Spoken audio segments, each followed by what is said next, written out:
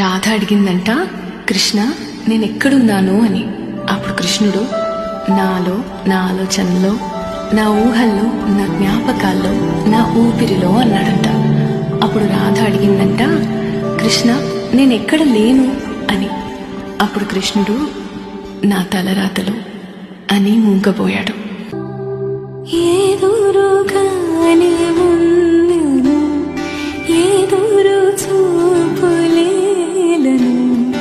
బదులు కాస్త చెప్పవా మాధవా.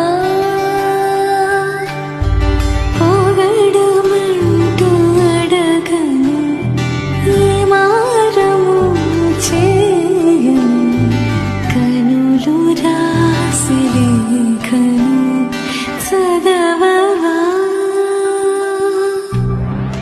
రాధ అడిగిందంట, కృష్ణ